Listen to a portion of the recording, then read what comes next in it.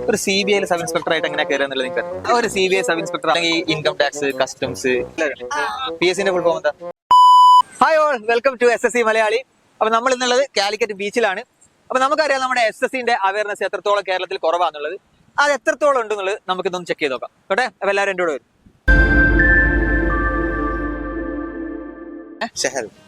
Sinan, Sujisha, Ashiq. Okay, അപ്പൊ ഞാൻ CBI ലാന്ന് പറഞ്ഞല്ലോ. ഒരു CBI സബ് ഇൻസ്പെക്ടർ ആയിട്ട് എങ്ങനെ കയറുക എന്നുള്ളത് നിങ്ങൾക്ക് അറിയോ? അല്ലെങ്കിൽ income tax customs GST exam എഴുതിയിട്ടാണ്. അതേത് എക്സാം ആണ് എങ്ങനെയാന്നുള്ളത് നിങ്ങൾക്ക് ആർക്കെങ്കിലും ഒരു PSC കേട്ടിട്ടുണ്ട് അല്ലേ?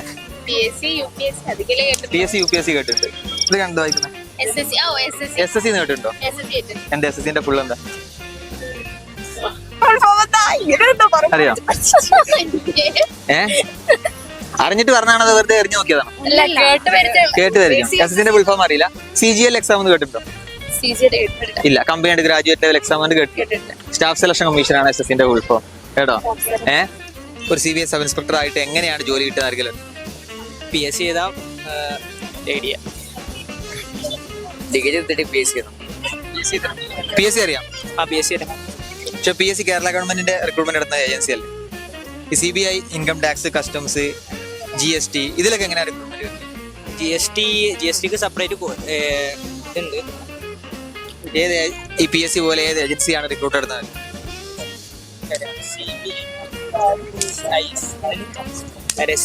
അതിന്റെ മറ്റേ എന്താ പറയാ എക്സ്ചേഞ്ച് റേറ്റ് ഒക്കെ തീരുമാനിക്കുന്നുണ്ട്. ഇപ്പൊ PSC കേട്ടിട്ടുണ്ടല്ലോ. SSC കേട്ടിട്ടുണ്ടോ? SSC കേട്ടിട്ടുണ്ട്.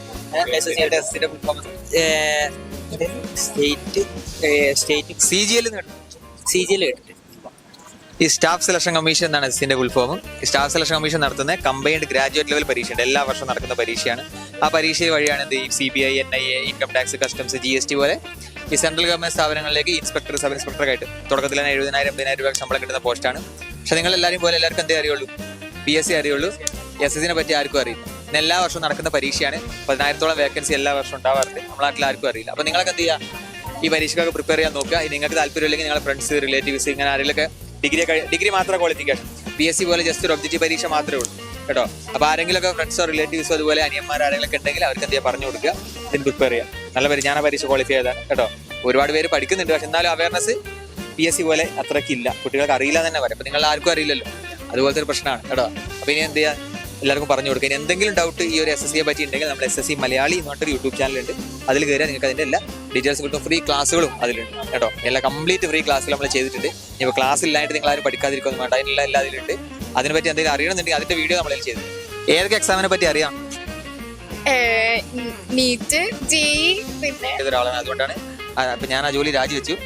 ഇപ്പൊ ഞാൻ അതിന്റെ അവയർനെസ് ഭാഗമായിട്ട് ഇങ്ങനെ വന്നതാണ് കേട്ടോ. അപ്പൊ ഇനി നിങ്ങൾ ആരെങ്കിലും ഒക്കെ ചോദിക്കുകയാണെങ്കിൽ PSC UPSC ഇത് മാത്രം പറയരുത്. എന്ത് ചെയ്യണം? SSC എന്ന് പറഞ്ഞ പരീക്ഷയുണ്ട്. വർഷം എല്ലാ വർഷവും നമ്മുടെ നാട്ടിൽ നടക്കുന്ന ഒരു പരീക്ഷയാണ്. ആർക്കെങ്കിലുമൊക്കെ ഇപ്പൊ സാധാ PSC ഒക്കെ നടത്തുന്ന പോലെ തന്നെ ഒരു ഒബ്ജക്റ്റീവ് പരീക്ഷ മാത്രമേ ഉള്ളൂ. ഇന്റർവ്യൂ ഒന്നുമില്ല കേട്ടോ. അപ്പൊ ആരെങ്കിലും ഒക്കെ ചോദിക്കുകയാണെങ്കിൽ എന്ത് ചെയ്യണം? അതിനെപ്പറ്റി പറഞ്ഞു കൊടുക്കണം. അപ്പൊ നിങ്ങൾ പറഞ്ഞ പോലെ തന്നെ ആർക്കും എന്തെങ്കിലും അതിനെപ്പറ്റി അറിയില്ല. നമ്മളെ കേരള ഗവൺമെന്റ് അല്ലേ, ഇത് കേന്ദ്ര ഗവൺമെന്റ് ജോബ് അല്ലേ. അപ്പൊ എങ്ങനെയാണ്? കേട്ടിട്ടില്ല ഒന്നും. ഏത് എക്സാം എന്നല്ല? PSC അറിയാല്ലേ? PSC LDC എക്സാം, അതൊക്കെ അറിയാം. ഇത് SSC എന്ന് കേട്ടിട്ടുണ്ട്. SSC അല്ലെങ്കിൽ CGL എന്ന് കേട്ടിട്ടുണ്ട്. CBI പോലീസാണ്. പോലീസ് ടെസ്റ്റ് കൊടുക്കണം. PSC എന്ന് കേട്ടിട്ടുണ്ടോ?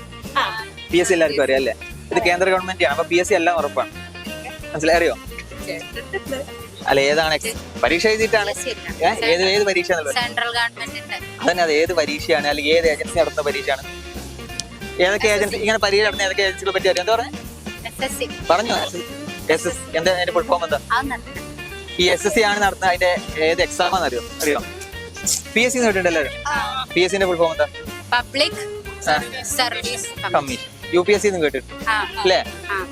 അതുപോലെ തന്നെ ഈ കേന്ദ്ര ഗവൺമെന്റ് ഗ്രൂപ്പ് B പോസ്റ്റുകളെ റിക്രൂട്ട് ചെയ്യുന്ന ഒരു സ്ഥാപനമാണത് സ്റ്റാഫ് സെലക്ഷൻ കമ്മീഷൻ. ഇപ്പൊ ഞാൻ കയറിയ പോലെ CBI സബ് ഇൻസ്പെക്ടർ, കസ്റ്റംസിൽ ഇൻസ്പെക്ടർ, ഇൻകം ടാക്സിൽ ഇൻസ്പെക്ടർ, നാർക്കോട്ടിക്സ് NIA. കേന്ദ്ര ഗവൺമെന്റിൽ അങ്ങനെ ഗ്രൂപ്പ് A അല്ലാതെ ഗ്രൂപ്പ് B ഗ്രൂപ്പ് C പോസ്റ്റുകളൊക്കെ റിക്രൂട്ട് ചെയ്യുന്നത് ഇതുവഴിയാണ് കേട്ടോ. പക്ഷെ നമ്മൾ പൊതുവെ നമ്മുടെ കേരളത്തിൽ അതിനെപ്പറ്റി അവയർനെസ് കുറവാണ്. ആൾക്ക് അറിയില്ല. അപ്പൊ ഞങ്ങൾ 10-20 ആൾക്കാർ ചോദിച്ചു. ആർക്കും എന്തില്ല, ഇതിനെപ്പറ്റി അറിയില്ല. വളരെ ചുരുക്കം ആൾക്കാർ. അതുകൊണ്ട് തന്നെ ക്വാളിഫൈ ചെയ്യുന്ന ആളുകൾ കേരളത്തിൽ വളരെ കുറവാണ്. നമുക്കറിയാം ഒരു കേന്ദ്ര ഗവൺമെന്റ് സ്ഥാപനത്തിൽ പോയാൽ അവിടെ മൊത്തം ഇന്ത്യക്കാരിലുണ്ടാവുക.